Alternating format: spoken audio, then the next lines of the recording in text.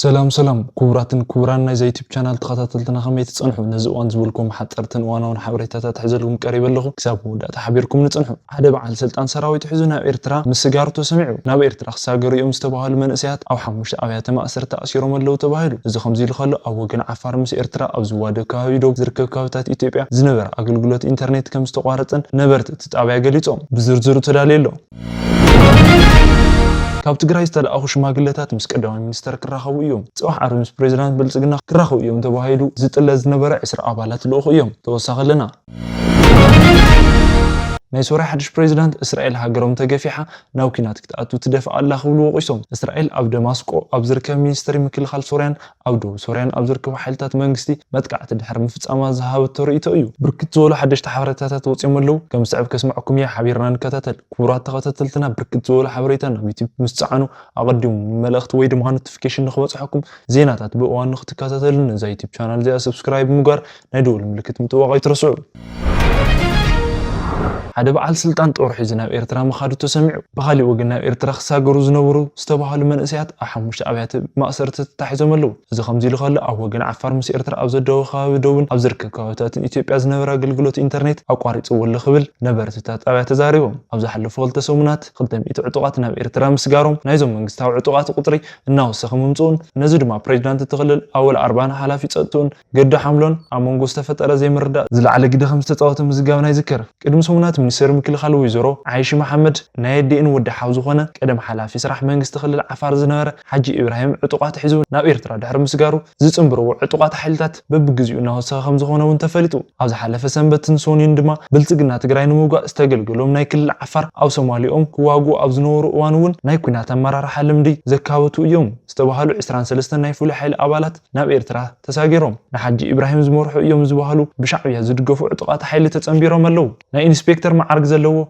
جامع ابت كوميشن نو حيوان كاب سروح حلفت ماخل حدا يوم ناب إيرترا استساغرو سبات مبزحتهم سبات ناي مينستر مكلخال ويزرو علي شاه محمد ابال عليتن يوم زبلو منጭታት ካብዞም አባላት عليታት ማእኸሉን ተሰማዕነት ዘለውን uguguማ استبحال ناي مليشا حيلي بمسرات زفلط صالح علي هودالي سومنا አዲስ አበባን ሕክምና ዝብል ተጓዒዞም مسامر راح مكل خال دحنا تراخيهم دحر مزتايم كم زغلصنا ام حبرسو عفار جنرال زبحالو اتو صالح كاو هوديد بلصغنا ناي مكل خال سبات مالت كاب سيساي بولانتو جنرال جيتاچون غودينان تراخيهم دحر مياطم او زلقو ناي ملأخت دمصي سبات ناب إيرترا مخاد كم زي ولم بمطنققن كم وحج ناب إيرترا ايتخيدو مس فيدرال تزاتيو كلهم عدو تسمعهم تأرجت عطو إذا مخرج معد كلهم بريزيدنت تخلل أول 40 شمت تون قد حملن زفتر وزي مردا نمن أسيات نايت أبوق محدار حترة المخنات نايمسنا ندلون من شيء سلزخونه من أسياتنا بإيرترا ناخذ خمسخون بمنت أريو أمون قلتي أما مرار حتى بستفت أربع سحجون كم زي برد زولوني عفار من جتات وهديد بلسقنا قط على بريزيدنت تخوني خا بزبل قال زا أتولو قدو حملن فينك أليه زبل سقات الحدر لهم أول 40 ناب إيرترا خد يوم زل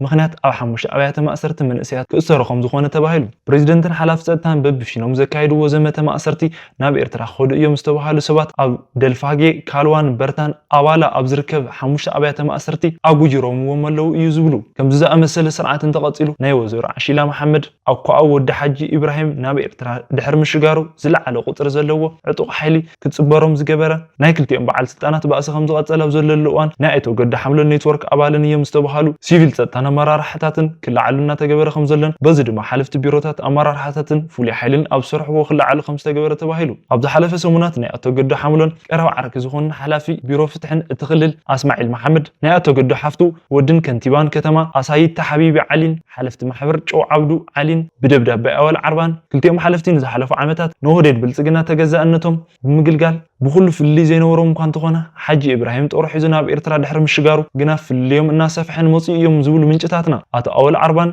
قد حملن استغاچو لرئيس محدار አዲስ አበባ ዝርከብ ኦህዴድ ብልጽግና ናይ ድሕነት ሰባትን ተመሳጢሮም ካብ ስልጣን ከውርድኒ ይንቀሳቀሰሉ ኣብ ዝብል ጥርጣሬ ክስምዑ ካብ ጀመሩ እንዳሓርዮም ዝበሉ ሓላፍ ጸጥታ ትኽልል قد حملن ምስ ኦህዴድ ብልጽግናን ካብ ዘለዎም ጽኑዕ ዝምድና اتو اول 40 ከሓላፍነቶም ክልዓሉ ኣደፋፊር ንዝብል ምንጭታት ንዑ ሓዲጎም ሰኣተገዶ ናይ ስጋ ዝምድና ናይ ጥቕሚ ምትእሳርን ኣለዎም ዝውሉ ናይ ስራሕ ሓላፍነት ምብራሮም መقطالوምን ናብ ኤርትራ ሳገሩ ዘለው ዕጡቃት ኣባላትን ፍሉይ ሓይልን ቁጥሮም እናወሰኸ መኻድ ይብርሁ ኣታ ሓጂ ኢብራሂም ከምዚ ዓይነት ምልመላን ምኩስኻስን ስራሕቲ ዝሰርሑ ብዋናነት ኢንተርኔት ተጠቀምቲ ብዝገብርዎ ናይ ስራሕቲ ለውጢ ምዃኖም ዝተገንዘበ ብልጽግና ካብ ኢትዮ ኤርትራ ደቡብ ጥቓ ዝርከብ ናይ ክልል ዓፋርን ቀበሌታትን ናይ ኢንተርኔት ኣገልግሎት ክቋረጥ ምግባሩ ተሰሚዑ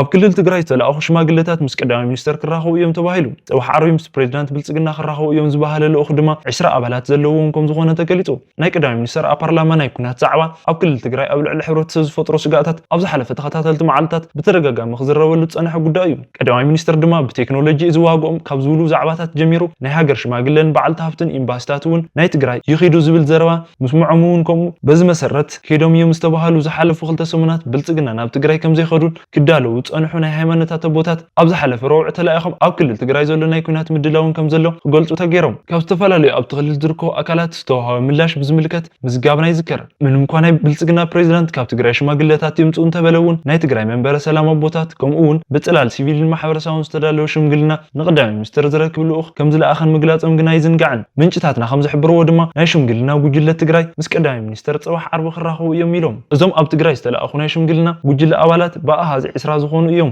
ዝብሉ ምንጭታት ካብ ቦታት ሃይማኖትን ትማሊ ናይ አዲስ ኣበባ ሽማግለታትን ኣብ መቐለ ዝረኽብዎም ናይ ህዝቢ ዲፕሎማስያዊ ኣባላት ተኸታተሎም ከም ዝኾነ ይብርሁ እቲ ብልጽግና ናብ መቐለ ዝለኣኹም ሽማግለታት ትማሊ ኣብ ዝረኽብዎ ውሽጢ ህዝባዊ ዲፕሎማስያዊ ተባሂሉ ዝፀውዑ ወገናት ዝርከብዎ ኸውን ከሎ ሰላም ንዓና ጥራሕ ዘይኮነስ ንኻልኦት እውን ዝጠቅም እዩ ኩናት ኣበይ ከም ዝውዳእ ኣይፍለጥን ሰላም ኣብዚሕና ከም እንደሊ ትርድኡልና እንደሊ ኣብ ትግራይ ዳግም ኩናት ክካየድ ዝደሊ ኣካል የለን ነዚ ነገር ንምክልኻል ኣበርኪትኩም ክትሰርሑ እንደሊ ዝብሉ ሕቶታት ምቕራብናን ምዝጋብናን ይዝከር ሕጂ በኣንጻር ትማሊ ካብ ኣዲስ ኣበባ ዝተለኣኹ ናይ ሃገር ሽማግለታት ዝተረኸብዎም ሰባት ዘጠቓለለ ጉጅለ ናብ 4 ኪሎ ተጓዒዞም ምስ ቀዳማይ ሚኒስተር ከም ዝመክር ይጥለ ኣሎ መራኸብቲ ብዙሓን መቐለ ነቲ ናይ ቦታት ሃይማኖትን ምይጥ ከይከታተሉን ከይዝግብዎን ከም ዝተገበረን ተመዛበልቲ ኾቱሕ ኣብ ክልል ትግራይ ብዝርከብ መራሕቲ ሕቶ ቀሪቡሎም ዝነበረ ኣቦታት ሃይማኖት እውን ከይገበሩ ከም ዝተረፈ እቲ ናይ ክልል ትግራይ ናይ ሽምግልና ጉዕዞ ብትማሊ መዓልቲ ተዛዚሙ ናብ ኣዲስ ኣበባ ምምላሱ ምዝጋብና ይዝከር ከም ጽላልን መንበርን ሰላም ዝኣመሰሉ ትካላት ድማ ቅድሚ መዓልትታት ኣብ ዘውፅኡ መግለጽታት ኣብቲ ናይ ሽምግልና ምድላው